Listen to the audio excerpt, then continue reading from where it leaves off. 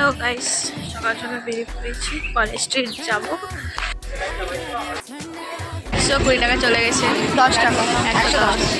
সত্যি এটা টেপের জন্য 50 টাকা নিল।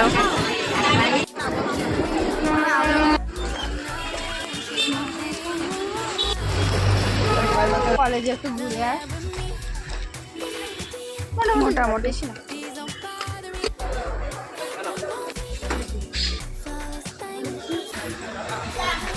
কি নিচ্ছিস অঙ্কিতা? কি কি আছে? অনেক রিলস দেখে রেখে এসেছি। কলেজ স্ট্রিট এসেছিলাম, খাতা কিনেছি, স্টেথো কিনেছি, রিলস দেখে